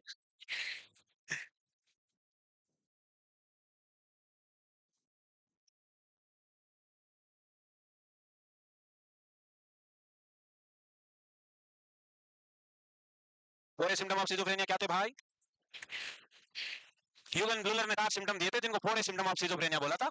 एक क्या था? Autistic thinking, ambivalence, affective disturbance और एसोसिएटिव लूजनेस, ये 4 सिम्टम थे। फिर वो स्किंडर भैया में 11 सिम्टम फर्स्ट रैंक सिम्टम है। Kurt Schneider, thought insertion withdrawal and broadcasting, made feeling made impulse and made volition, thought in the form of running commentary, thought in the form of statement and reply, जिसको third person hallucinations बोलेंगे, और audible thoughts और thought echo. इसके अलावा somatic passivity and delusional perception, somatic passivity and delusional perception याद करो बे। हो गया? बताओ कैसा खाना देगा? क्या हुआ सर, इसमें क्या हुआ, नहीं लिख पाए? ओह माय गॉड, दो लाइन है देखो, स्टडी करो। अरे मैंने वाले को कैसा खाना खिलाएगा, ये सबको पता है क्या? कैसा खाना खिलाएंगे? भिंडी? अच्छा, उंगलियों की सब्जी बना के खिलाएंगे। कैसा देंगे खाना? है? तो कैसे होते बेटा फिंगर फूड, कैसे होते बेटा बताना बालिका? अबे खत्म, तुमको लोगोरिया ही चलता रहता है साला, कोई इलाज ही नहीं है। हैं? लोगोरिया का मतलब है वर्बल डायरिया, जो मुंह से होता है, और दूसरा होता है डायरिया, वो कहीं और से होता है। हैं? तुमको लोगोरिया की बीमारी खत्म ही नहीं हो रही। हाँ वही, समोसा मुंह में ठूसना पड़ेगा तुम्हारे, ऐसा लगता है। चलो, तो फिंगर फूड कैसे फूड होते हैं कि वो फूड मेनिया वाले पेशेंट के लिए वक्त नहीं है। क्या नहीं है? टाइम नहीं है, बैठ के खाना खाने का वक्त नहीं है उसके पास, उसको गरीबों का कल्याण करना है, तो टाइम वेस्ट नहीं करना चाहता, इसलिए वो ऐसा खाना देना है जो चलते फिरते खा ले, वो काम करता करता कल्याण करता करता खा ले। उसके एग्जाम्पल्स क्या हो सकते हैं? तुरतुले? अरे कुछ नहीं है, रोटी का रोल बना के दे दो, ब्रेड रोल दे दो, सैंडविच दे दो, कोई भी चीज जो ऐसे हाथ में लेके और चलता फिरता खा ले, वो वाली खाना देना है। ठीक है? फिंगर फूड देना है हाई इन कैलोरी, क्योंकि मेने वाला पेशेंट पूरे दिन काम करता रहता है, पूरे दिन बोलता रहता है, तो हाई कैलोरी डाइट चाहिए। कैसे चाहिए? High calorie diet. लिख लेना फिंगर फूड्स याद से। अब बताओ, ये हाई कैलोरी डाइट लिख लेना, फिंगर फूड्स याद करता रहता है, पूरे दिन बोलता रहता है, तो हाई कैलोरी डाइट चाहिए। कैसे चाहिए? High calorie diet. लिख लेना फिंगर फूड्स याद से। अब बताओ, पढ़ो पहले, ठीक से पढ़ो, मन में पढ़ोगे शतुर्मुर्ग।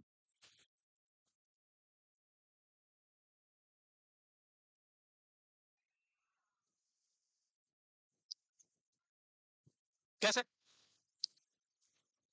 सीधी सीधी सी बात है भाई साहब, क्या कर रहा है? Eating and sleeping very little, खा नहीं रहा है, सो नहीं रहा है, क्योंकि टाइम वेस्ट होगा। इसके अलावा बहुत ज्यादा बातें कर रहा है, गाने गा रहा है, और पैसे उड़ा रहा है, पैसे पैसा उड़ा रहा है, पैसा ही पैसा हो रहा है, और हॉस्पिटल में बोल रहा है मरीजों को सबको कि मैं तुम्हारा बॉस हूँ, इस हॉस्पिटल का मालिक हूँ मैं। तो सीधी सी बात है, ये मेनिया है। क्या है ये? मेनिया। मैनेज कैसे करेगा भाई? तो मैनेज करने के लिए हम एंटीमेनिक ड्रग, जिसको मूड स्टेबलाइजर ड्रग बोलते हैं, और इसके क्या कहेंगे हम, लिथियम को हम drug of choice for mania और बाइपोलर डिसऑर्डर कहते हैं। साथ में मूड स्टेबलाइजर भी देते हैं, और कॉमनली जो मूड स्टेबलाइजर ड्रग अलग अलग है, जो एंटीकन्वल्सेंट ड्रग को भी मूड स्टेबलाइजर रोल है, तो वो कौन सी ड्रग है, वाल्पोरेट है, कार्बामेजेपिन है और लेमोटेग्राइड है। ये जो ड्रग एंटीकन्वल्सेंट है, इनको इनकी जो प्रॉपर्टीज है वो मूड स्टेबलाइजिंग प्रॉपर्टीज है, तो लिथियम के साथ कॉम्बिनेशन में ये भी यूज की जाती है। इसके अलावा एंटीसाइकोटिक देंगे साइकोटिक फीचर के लिए, क्या देंगे, साइकोटिक फीचर के लिए एंटीसाइकोटिक ड्रग, और एंटीसाइकोटिक तो हमको पता है कौन सी देनी होती है, सेकंड जनरेशन वाली। कौन सी, सेकंड जनरेशन। पहले वाली के ईपीएस ज्यादा होंगे, साइड इफेक्ट ज्यादा होंगे, इसलिए सेकंड जनरेशन देंगे। रेस्पेरिडोन दे सकते हो, पॉलिंजापाइन दे सकते हो, क्लोरापाइन भी दे सकते हैं। कुचन बनता कुचन। एंटीकन्वल्सेंट कौन कौन सी यूज होती है, तो वाल्पोरेट, कार्बामेजामिन और लेमोटेग्राइड, ये भी नाम याद रखने हैं।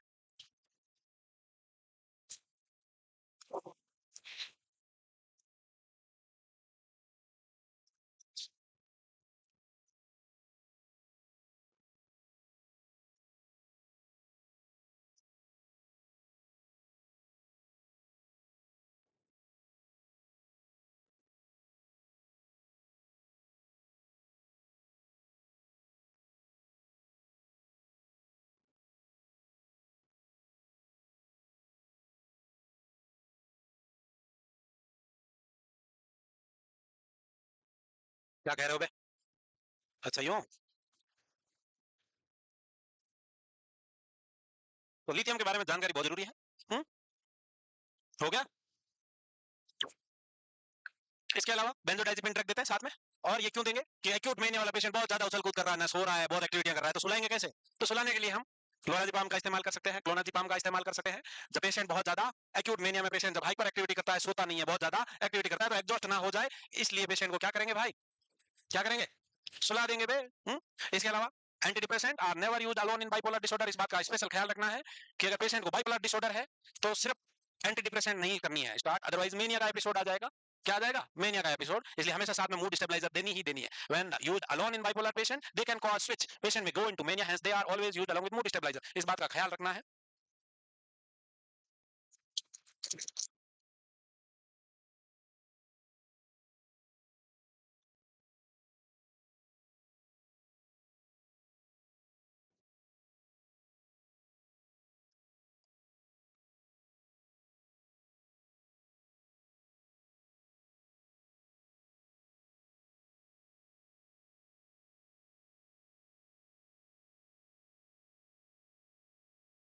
लिख लिया।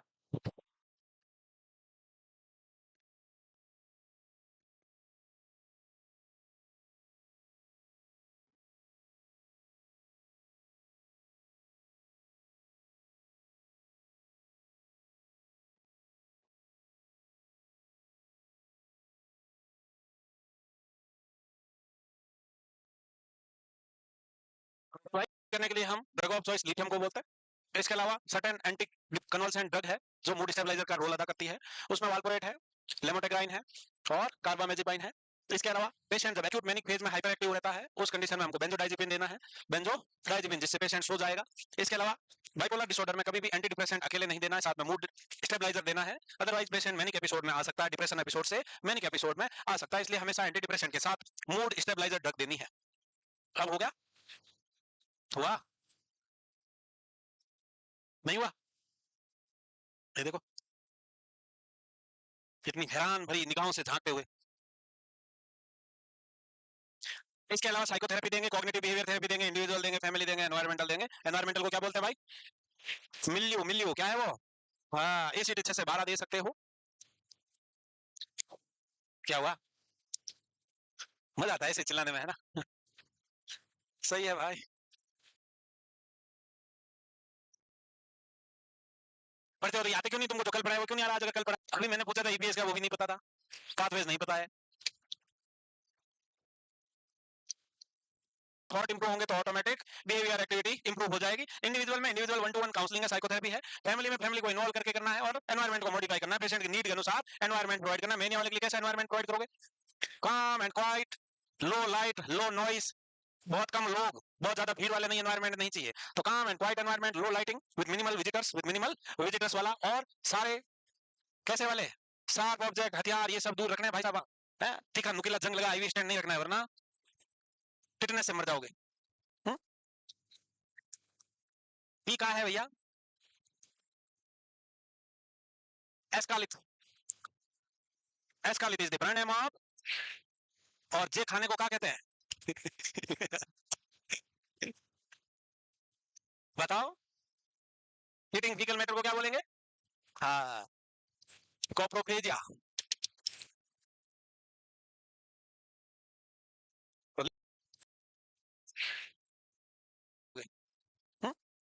और जे खाने को क्या कहते हैं? बताओ, हीटिंग फीकल मैटर को क्या बोलेंगे? हाँ, कोप्रोफेजिया। तो लिथियम का ब्रांड नेम एस्कालिथ।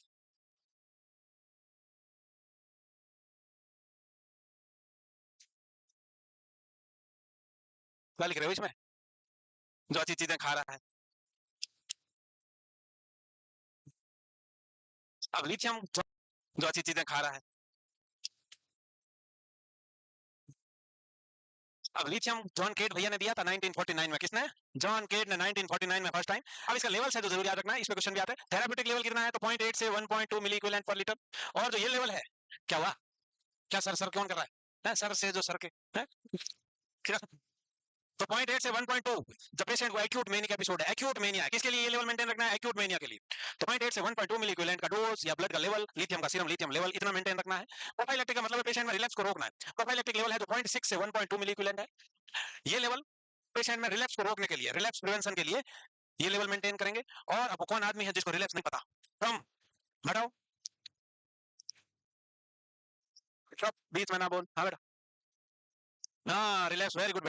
और इंटेंसिटी बढ़ गई है और ज्यादा सीवियर हो गया, इसको रिलैप्स बोलते हैं। यानी कि वापस हो जाना, क्या हो गया? सिम्टम्स का वापस आ जाना रिलैप्स कहलाता है। इसको प्रिवेंट करने के लिए यानी कि ये मेंटेनेंस थेरेपी है। 0.6 से 1.2 मिलीक्वेंट का सीरम लिथियम लेवल रखना है। डोज की बात करें तो 1500 से 2400 की रेंज है एक्यूट एपिसोड के लिए। और अगर मेंटेनेंस में चला रहे हो तो आपको 900 से 2100 है, 900 टू 2100 mg तक दे सकते हो डिवाइडेड डोजेस या single dose according to psychiatrist.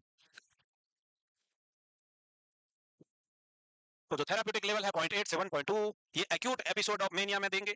वहीं रिलैप्स को रोकना है यानी कि प्रोफाइलैक्सिस और मेंटेनेंस थेरेपी बोल सकते हो। इसमें जो डोज रखेंगे, लेवल रखेंगे लिथियम का, वो 0.6 से लेकर 1.2 मिलीक्यूलेंट तक होना है।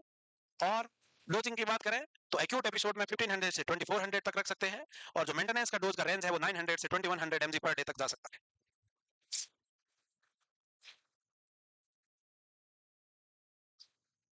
इन दोनों पे क्वेश्चन आता है, आपको याद रखना है प्रोफाइलैक्टिक लेवल और थेराप्यूटिक लेवल दोनों। एक एक्यूट एपिसोड को ट्रीट करने के लिए है जो 0.8 से 1.2 है। वहीं जो दूसरा है वो रिलैप्स को रोकने के लिए है, जिसको हम प्रोफाइलैक्टिक लेवल बोल सकते हैं, और वो 0.6 से 1.2 है।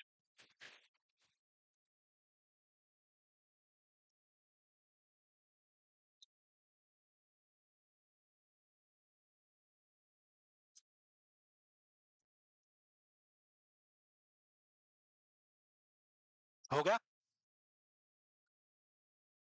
जीनियस हो गए तुम तो। ऑटोमेटिक ओबीडियंस, समय से खिलाएंगे। हो गया अब ये? इसके अलावा हो गया अब ये? इसके अलावा लिथियम और कौन कौन सी कंडीशन में दे सकते हैं? अब साथ में आप लिथियम पढ़ेंगे। अब क्या पढ़ेंगे? लिथियम। तो लिथियम और कौन कौन सी कंडीशन में दिया जा सकता है? तो सर्टेन कंडीशन है like OCD, aggressive behaviour, migraine, headache, इसमें भी लिथियम इफेक्टिव पाया गया है। इसके अलावा गाउट में, एपिलेप्सी में, और certain kind of movement disorder जिसको टिक डिसऑर्डर बोलते हैं उनमें, या अल्सरेटिव कोलाइटिस में, अल्सरेटिव कोलाइटिस में, इन कंडीशन में भी lithium as an adjuvant therapy, other supportive treatment के साथ लिथियम का भी रोल है। गाउट क्या होता है? Uric acid deposition, uric acid का डिपोजिशन हो जाना एक्सेसिव।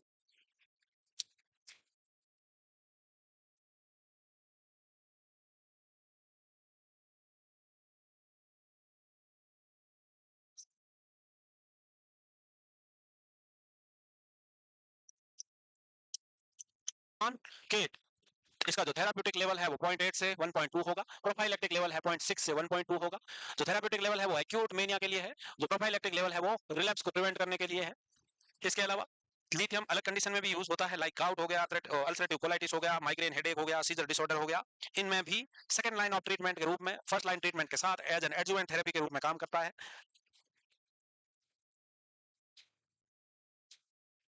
लिथियम के हो गया? लिख बेटा GOUT, गाउट। ये तुमने लिखा हुआ है, ये दो तुमने लिखे हुए हैं। साइड इफेक्ट कब आएंगे? जब लेवल 1.5 और उससे ऊपर जाने लगेगा तो पेशेंट में साइड इफेक्ट देखने शुरू हो जाएंगे। टॉक्सिसिटी कब देखने को मिलेगी? मोर देन 2, जब सीरम लिथियम का लेवल मोर देन 2 हो जाएगा तब टॉक्सिसिटी के साइन देखने को मिलेंगे। ये डोज को छोड़ दो लिखा हुआ है, तो कुछ नहीं है, ये साइड इफेक्ट स्लाइड को छोड़ दो तुम। अरे छोड़ दो, अरे के साइन देखने को मिलेंगे। ये डोज को छोड़ दो लिखा हुआ है, तो कुछ नहीं है, ये साइड इफेक्ट स्लाइड को छोड़ दो तुम। का लेवल मोर देन 2 हो जाएगा तब टॉक्सिसिटी के साइन देखने को मिलेंगे। ये डोज को छोड़ दो लिखा हुआ है, तो कुछ नहीं है, ये साइड इफेक्ट स्लाइड को छोड़ दो तुम। अरे छोड़ दो, अरे छोड़ दो।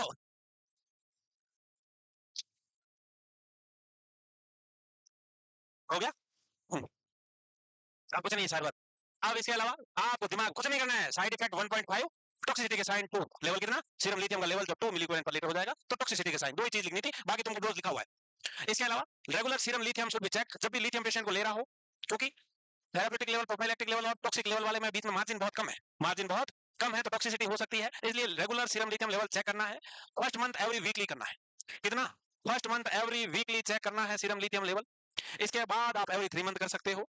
इसके अलावा प्रेगनेंसी में लिथियम को अवॉइड करेंगे, वरना एप्स्टीन अनोमली कर देता है। क्या करता है? एप्स्टीन अनोमली मतलब downward displacement of tricuspid wall, downward and lateral displacement of tricuspid wall, जिसको एप्स्टीन अनोमली बोलते हैं। और इसमें जो हार्ट का शेप होता है वो बॉक्स शेप होता है। कैसा होता है? Box shape.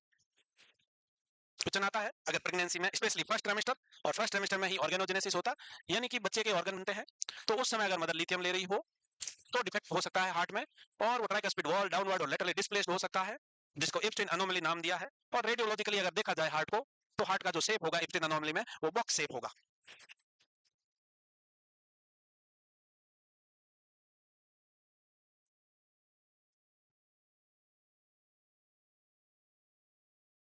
चेक करना होगा।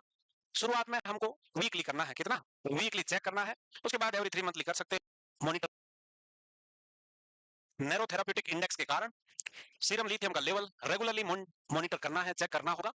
शुरुआत में हमको वीकली करना है। कितना? वीकली चेक करना है। उसके बाद एवरी 3 मंथली कर सकते हो। प्रेगनेंसी के दौरान अवॉइड करना है, वरना एप्स्टीन अनोमली हो जाएगा। एप्स्टीन अनोमली जिसमें ट्राइकस्पिड वॉल का डिस्प्लेसमेंट है, downward and lateral displacement of tricuspid wall. और जब हार्ट का एक्सरे होगा, रेडियोलॉजिकली देखा जाएगा, तो बच्चा कैसा दिखेगा? रेडियोलॉजिकल में बॉक्स शेप हार्ट देखने को मिलता है।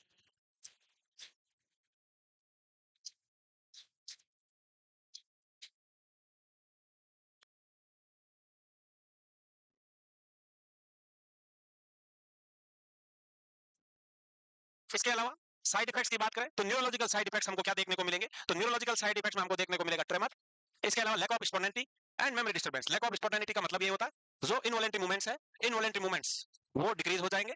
इसके अलावा मेमोरी में डिस्टर्बेंस देखने को मिल सकता है। एंडोक्राइन की बात करें तो lithium thyroid and parathyroid, thyroid and parathyroid hormone के सिक्रीशंस में डिस्टर्बेंस करता है, तो हाइपोथायराइडिज्म और हाइपरपैराथायराइडिज्म कर सकता है।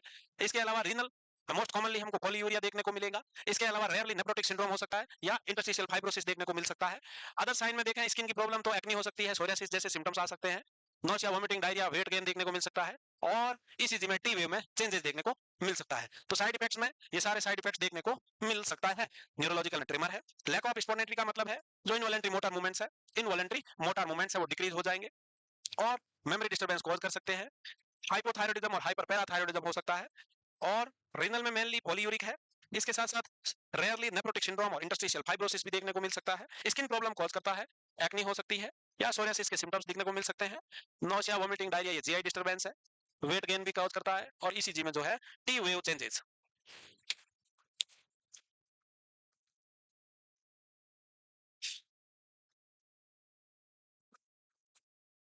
तो यहाँ तक लिथियम के बारे में याद रखना है कि lithium is the drug of choice for bipolar disorder और manic episode. Certain anticonvulsant drug having mood stabilizing properties. Drug का नाम है वाल्पोरेट, कार्बामेथापाइन और लेमोटेग्राइन हो सकती है। इसके अलावा लिथियम का जो थेराप्यूटिक लेवल होता है वो 0.8 से 1.2 है। प्रोफाइलेक्टिक लेवल जो है 0.6 से 1.2 है। 1.5 लेवल से ऊपर होते साइड इफेक्ट देखने को मिलते हैं, लेवल 2 से ऊपर होते टॉक्सिसिटी के साइन देखने को मिलेंगे। इसके अलावा लिथियम को प्रेगनेंसी में अवॉइड करते हैं, अदरवाइज एप्स्टीन अनोमली होता है, और Epstein anomaly is lateral and downward displacement of tricuspid wall, और इसमें जो हार्ट का शेप होता है वो बॉक्स शेप देखने को मिलता है।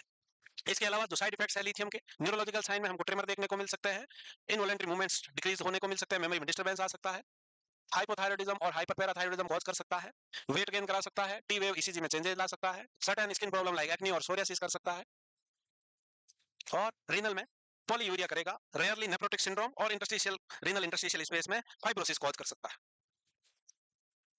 इसके अलावा जो बाइपोलर फर्स्ट था, बाइपोलर फर्स्ट क्या कहता है, बाइपोलर फर्स्ट में हम मेजर डिप्रेशन और मेनिया, जिसको हम मिक्स्ड एपिसोड, अल्टरनेटिंग एपिसोड्स और ए मैनिक एपिसोड अलोन कहते हैं, और ए मैनिक एपिसोड अलोन कहते हैं। बाइपोलर जो सेकंड था उसमें आपको याद रखना है कि depression alternating with hypomania, depression alternating with hypomania याद रखना होगा। इसके अलावा और क्या, अबे कदे, इसके अलावा डिस्थाइमिया था जो chronic mild depression over the period of 2 year था। अबे सुन तो ले, तुम्हारे बिना ताली में चला जाऊंगा, सुन तो ले।